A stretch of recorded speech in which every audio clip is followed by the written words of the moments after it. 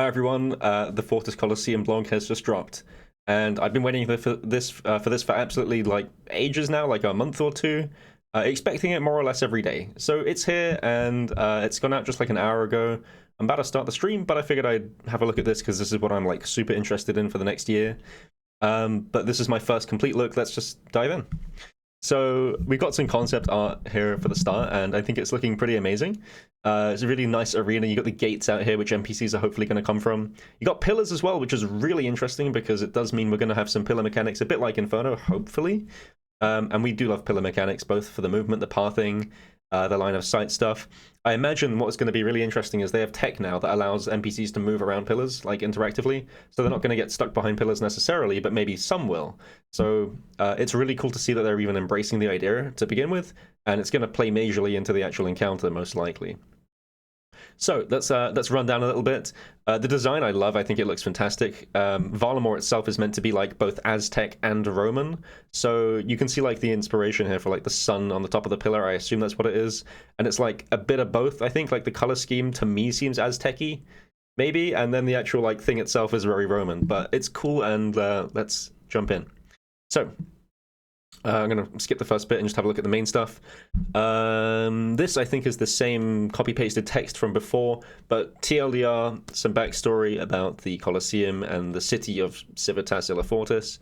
And, yeah, let's get down to the good stuff. I want to see, like, the meat and bones of this. All right, gameplay. Here we go. I think this is a lot of this is definitely like repeat stuff, but let's have a look anyway. So, third wave-based minigame following in the fiery footsteps of Fight Caves and Inferno. And like its predecessors, Colosseum is a highly repeatable PvM encounter, which is really important. Hopefully not too long as well. Like I said before, like it's meant to be like a 15-minute maximum kind of thing instead of like a 40-minute, 50-minute, 60-minute encounter. But high skill ceiling, was love to see. Steep difficulty curve, also love to see. And some of the toughest enemies in the game, great. So there's a big focus on reactionary combat. This is the first time I've heard of this, and this is amazing. It's kind of expected because, like Inferno, you want to really... A big part of it is about solving waves, and so it's not a surprise we're getting that from Colosseum as well, because that's really interesting.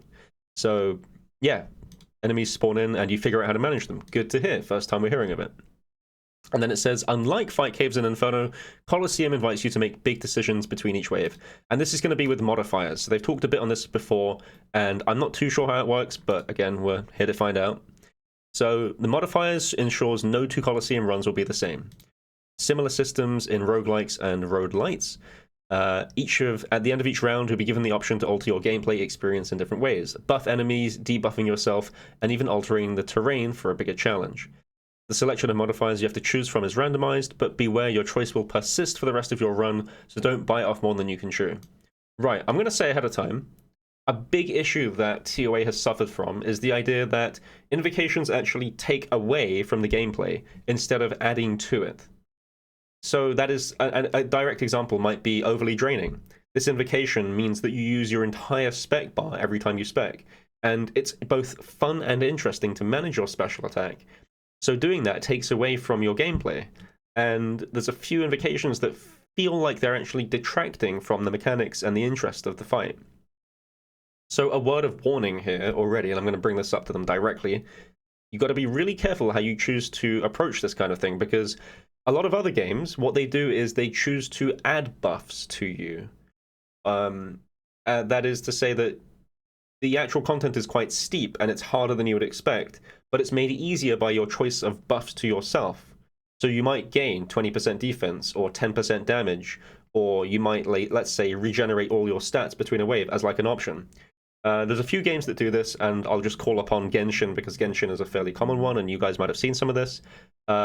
In certain things like Spiral Abyss, which is basically a tower-based game, wave-based thing, you would go into a fight, and when you finish the first round, before the next one, it says, would you like to buff your elemental damage, or would you like to buff your physical damage, or would you like to increase your movement speed or your attack speed? And that's kind of the idea. Instead of detracting from the gameplay, they're actually adding to it. They're giving you a choice of buff. So I want to just say, like, Jagex needs to be a bit careful here, not to take away from the content. And if anything, the idea is to make the content harder and buff the player to meet the content with a choice on the buff. That would be a more interesting way to do it, I think. But anyway, it's okay for now. Got to see what they come up with before we make a really good call on it. Okay, so offered a choice at regular intervals, and the option to exit will be available. So you can just leave if you don't think you can get to the next part. That's fine. The best rewards are reserved. Best rewards are reserved for the champions who stick it out to the bitter end, as expected.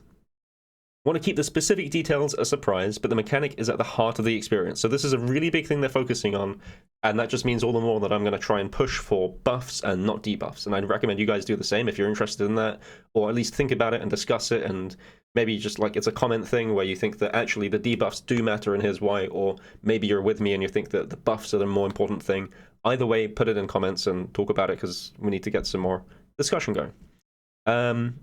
Right, so this is some more concept art. This looks really sick.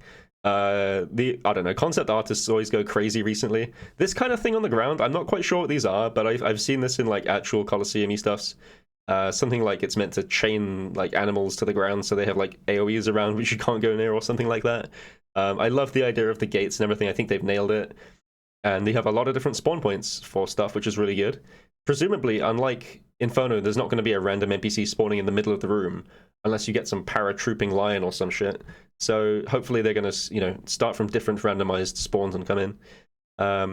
Honestly, this just looks really cool. I'm just happy there's pillars, to be honest. If nothing else, I'm really happy there's pillars. As you can imagine, NPCs come in and just get stuck on them, or some like have smart pathing and come around. But yeah, the interactions between this is going to be really interesting. Overall, I think I love the art design. I don't know. I'm super happy with it so far. I don't really fault the art these days. I think it's been getting better and better. So good stuff right there. How do I exit this? Bro, what the hell? Excuse me? Okay. Oh, it's a picture. I'm dumb. Okay, back in. Right. Check out the shadowy outlines for a sense of scale. This is interesting. So like there's a player up there where my mouse is. So you can see roughly how big the arena is. It's not quite as big as Inferno, I don't think, but you don't really need it to be as big as Inferno to get the idea of how big it is. Maybe it is about the same. I don't know. You can draw the tiles if you care. The pillars are probably like 2x2 or 3x3 to give some sense of scale, but I don't know. Right, we're not even halfway through yet, so let's bash on. Glory. Fighters want something even greater. Oh wait, no, not everyone is in it for heaping piles of gold. I'm in it for the gold personally, but a bit of glory wouldn't be too bad either. So right, so they're actually using glory as something more than just some language thing. It's meant to be a measurement of your prowess. So you want to accumulate glory for whatever reason. You earn glory every time you complete a wave. Depends how much damage you took. So how well you play determines how much glory you get. If you play perfectly and take no damage, you get more glory, and also how quickly. So just basically it's a reflection of how well you performed. Okay, they nailed it, great. This isn't currency in the traditional sense. You can't farm it. It's the more glory you accrue. Okay, so it's a performance-based system for receiving glory. Good. So as you gain more glory, you'll gain respect inside and outside of the Colosseum. As we know, respect is the most important thing. The regulars will grant you access to untradeable rewards, including a swanky new cape slot upgrade. Cape slot, okay. So this is interesting as to what this is going to be. And ordinary citizens all over Varlamore will recognize you and bestow rewards fitting of your station. This is interesting. I've got no idea what they've got going for this. But again, interested to see. Outside of the reward space, glory serves as a way to measure yourself against other players. Anyone can beat the fight caves and crowd of the heart's content, but glory will let you see which of your friends is really the better fighter. We know talented PVMers have been competing against each other for a long time, and this system makes it official. Oh, so this is basically just a ranking system. So if you play perfectly and you complete it quickly, you are the best player as far as Jagex is concerned. So we have something definitive that you can put your, instead of it just being like a PB-based thing, now it's a mistakes plus PB type thing, which is really interesting. And maybe it'll work really well to be a ranking system for people, which would be sick because we get to actually funnel in and play something competitive PvP, PVM-based. That isn't just like, not to say that I've done this spiel before, but like speedrunning isn't just RNG, but it is also heavily RNG reliant. But actually not making mistakes takes a big part of that and really takes a twist on it, which is good. Let's see. So there are only so many ticks you can save each wave, hits you can avoid, and enemies you can slay in a single run. To distinguish between the best of the best, we need to go beyond to endless mode. Okay. Endless mode has been talked about a lot. I am generally in favor of something like a repeat system. I don't know if endless mode is the right way to do it, but we'll have a look again. So those of you who can't get enough Colosseum can extend the run by running back every single wave with all the modifiers so far plus a few new ones. This is sure to push your glory to new heights if you make it out alive. Again, I'm a bit iffy on the modifiers being debuffs as opposed to buffs, but that's okay. I would actually prefer the content becomes harder and that you have to apply more buffs all the time. And maybe at a certain point, you reach all the available buffs and the content still gets harder. That would be my version of increasing the difficulty rather than debuffing yourself and making it harder and harder for yourself over time. But again, maybe in the comments. Rewards. So we're a bit about halfway through now. I'm going to try and speed through a bit more. They did say a cape slot, which is cool, but a Colosseum is also going to give you, well, actual GP, hopefully, in terms of ALX or raw money. But untradable awards, which is interesting. So let's have a look. The Glaive of Ralos. First glaive in the game. So throwing glaives, not those great spear pole-on thingies, although this might be cool. Okay. So the Glaive of Ralos is a one-hand chargeable thrown weapon. Sebe, you must be happy with that. Brand new weapon category. A new weapon category. Bounces back to you after each hit. Okay. Uncharged, you throw it out, hit your enemy for between 0 to 50% of your maximum hit, and have the glaive return to your hand. So infinite ammo, but 50% damage. So this is the first iteration of a ranged weapon that you basically get to just use for free, I guess? Except for the bow for which you charge, but that's kind of expensive too, so... Okay, anyway. The charged Groovy Glaive. So you get 2 hit splats. Oh wow, okay. So 2 hit splats is really important for high-level PVM because it can give you a property known as overkill if it's on the same tick. If it's on an alternate tick, then you need something like a Thrall to generate overkill, but it could be quite interesting. Each splat rolls its own accuracy and damage. Damage rolls between 0 and 50% max hit. So it's a consistency factor. You're just generating more consistency, but the same like overall DPS. But it depends when those 2 things hit, but that's okay. As fun as the thematics are, got a cherry on top to make sure your time spent obtaining one of these bad boys is worthwhile. It's special attack. 50% energy, successful hits will drain the target's defense level by 10% of their magic level. Huh? Okay, so the higher the magic level of the NPC, the more defense you will drain. And it's not magic defense, it's just base defense. So if you're fighting something... So, okay, yeah, basically the higher the magic level, the more regular defense you drain, the more effective your ranged weaponry is. Fine. And it's interesting they're doing the glaive, because often the reward from the content ties into the type of content you're doing. So if this is a range-based mini-game, which is what it seems like, and that would be good because we like range for this kind of thing, that makes sense as far as what the rewards are. So that means when charged, you'll drain 0, 10, or 20% of your target's magic level from their defense, depending on how many you hit, 0, 1, or 2. And depending on whether, yeah. In essence, it's a bit like a ranged Dragon Warhammer with a twist. And you can do up to 40% with 100% special attack energy. Additionally, your target's defense, nice one, Jagex, cannot be reduced by the Glaive of Ralos past 50%. So, if you hit it twice and you get 40%, that's still not 50, so it's okay. But a third spec wouldn't be too effective, sure. If a target is 200, Glaive could shave off 100 at most. Sure, makes sense. That's still a massive amount, by the way. In TOA, we drain like 20% or even 20 damage or even 10 damage, and it's enough to make a difference. So this is the Glaive stuff, 75 ranged, decent attack bonus. I don't know the numbers, someone can run them, of course, but yeah. But interesting weapon, interesting. Range, I don't know, I mean, this is going to be interesting for a lot of places in the game. I would suspect that Chambers has the most interesting use case for this, as it is a fairly range-heavy raid. But yeah, Chambers will make some use of that, as will other places in the game. So, Dragon Warhammer reduces your target's defense by 30%. Glaive drains target defense, but based off magic level. So, you'll be doing nothing unless their magic level is quite high. And the magic level won't change, which is good for T-Bow. This is really important, because if you drain magic level when using a T-Bow, you're actually doing less damage. So, this is a weapon that's designed to work with T-Bow, I guess, to an extent. And ultimately, maybe that means T-Bow's good in this minigame. I would expect so if it's a range thing, but whatever. So yeah, this is basically saying the Dragon Warhammer is still the best weapon, but this is a second best one. That makes sense. But it's not devaluing Warhammer, it's just adding a different variety and a different mechanism for using it. And not a complete replacement. Echo Crystal, next thing. These resonant rocks give off a nasty shockwave when struck, inflicting recoil damage on your attacker. That's great, but how do you equip them? Interesting. We're thinking we'll be able to slot your crystals into an existing boot slot item that needs a bit of love. The current forerunner is the Guardian Boots, but nothing's set in stone. When you charge it, the boots will inflict recoil damage on a 3x3 square around the wearer. I'm going to buy some Guardian boots now. And Guardian boots are fairly cheap, and they're not a bad item as they stand, so they could be really interesting. They got prayer, they got defense, and they got melee damage as well. This effect is good for wave-based battles. Might use it in a variety of places like Slayer tasks. Sure. Charges run out. Got to get another crystal. Tradable crystals. So from the Colosseum. Cool. Sunfire Fanatic Armor. That is one of the best names for armor I've ever seen. Glaive and Echo Crystal and Sunfire runes. We'll get to those. It's basically proselyte armor with bigger numbers. That's it. Okay, cool. So prayer armor plus a bit more bang for your buck. And this is basically armor that I don't think is going to be useful anywhere except for like essentially Slayer. So it's just an upgrade to proselyte, which is fine. Basically just gives +2 and rune armor defense. So it's nothing crazy, but yeah, I'm going to move on from that. Okay, Sunfire Dust. Similar to the Phantom Musper's Ancient Essence, Sunfire Dust lets you charge or interact with other items. So this is the thing that's going to charge the Glaive, for example. So yeah, Glaive of Ralos.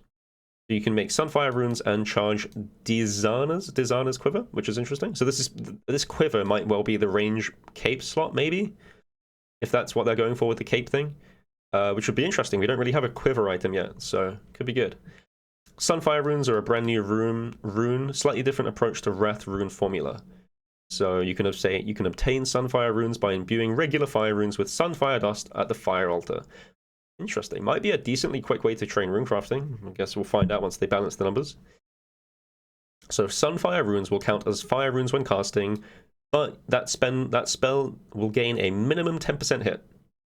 So you're adding a minimum damage to fire spells, which is very interesting because certain speedruns could definitely make use of this. Or certain... Well, I don't know if this will be great for Colosseum, but certainly in a few places, for example, TOB, for example, like Nilo Room, you might want to have a minimum hit on Mage Nilos so that you guarantee you always kill them. So this is one of the things where I'm not saying just buy harm staffs, but a harm staff plus a Tome of Fire plus a Sunfire rune would guarantee killing Mage Nilos, as an example. So that could make it so that people who want to do TOB speedruns have a bit more of that access to like guaranteed Nilo kills, just as an idea. This isn't like merch harm staffs. It's not going to change the use of harm staff across the game, but I mean, I don't know. I'm not telling you to buy stuff. You can read the poll and read the blog and do it yourself. Anyway, fire spells, good, yes, like harmonized nightmare stuff. So they're getting to this and they understand it, which is fine. Which is great. Okay, Quiver. This I hope is the big one. Would it be a wave-based minigame without a sick cape up for grabs? So this Quiver is a cape sort of thing. So after almost 6 years of Ava's Assembler occupying top slot. It's been 6 years since DT2, holy crap. So, a best-in-slot item with very high expectations. You need a really glorious performance, which means low mistakes and good PB. And you need to accumulate glory, right. So, plus 10 ranged accuracy and 1 ranged strength over Assembler. And that's pretty good. Overall, sounds really nice. Hope it's going to have a max cape variant, which it should do as well, which would be even cooler. And this bonus does make some differences in certain places. Overall, really nice. I'm sure it'll add some more max hits. T-Bow might start hitting 90s if we're really lucky. Yeah, and it says it's charged with Sunfire Dust as well, but they're going to get to that. We're about 3/4 of the way through here. I'm going to wrap it up soon. So it looks cool and it's stronger, but we can't expect you to pick up arrows off the floor. Deliver and your favorite Ava's devices to her workshop, and she'll apply the ammo effect saving thing to your cape. Okay, cool. And what else we got?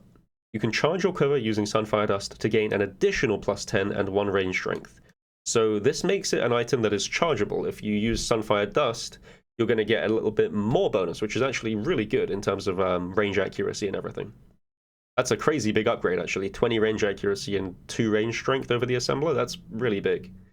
But a chargeable thing, so Sebe, good stuff. This is aimed at ranged, not magic. And I guess that's because magic has been getting pretty strong over the last year or two. So they want to prevent magic from creeping up too high and give a little bit more to range, which is okay. At the end of the day, neither Avas or nor the God Capes are obtained from content suitable for a best-in-slot item. So what they're saying about this is that the next thing to upgrade might well be the God Capes, because they're fairly easy. Which is interesting. We might get it from new content in Valimor or a Raids 4 item, I don't know. So yeah, no more magic power creep talks. Let's move on.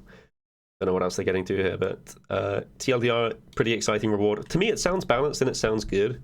As the main, like, untradeable, really good reward, that's fantastic. They're going for an untradeable route from this stuff, and they're still going to have GP associated with it, so overall, good. Other rewards, unlike Fight Capes or the Inferno, rewards are being tied for the big fancy capes you get at the end. Will give you opportunities to cash out, make tidy profit. Yep. So let's see what this is really going to be. I guess that they're going to get to this, I hope. Or maybe they're just saying that they are going to give, like, you know, GP conversions if you are done with the content for the most part. So you're still going to have a profitable means of PVMing. But yeah, overall, I mean, oh, let's see what else. In addition, Meeting Glory will give you a bank chest in a useful location, agility shortcut to help you get around, a new emote, even a new quest. That's a really interesting idea. Locking quest behind Glory. So you have to be decent enough at Colosseum to even unlock it. Not a bad idea.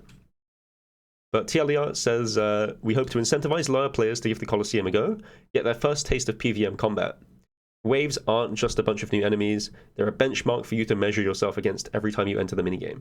And this is something that both things like Fight Caves and Inferno are, as well as like any sort of milestone content, but also for speedruns. Like if you try and beat your own PB over time, it's a measurement to see how good you are, but Colosseum does it in a way with the Glory where it's done based on your mistakes, as well as your speed.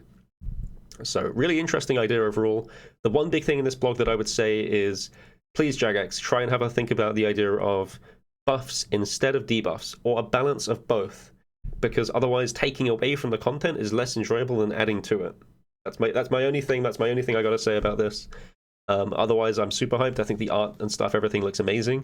So pretty much excited to jump in. I think it's going to be like early next year, so February, March kind of time, but who knows at this point.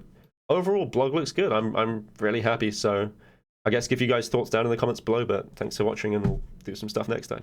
See ya.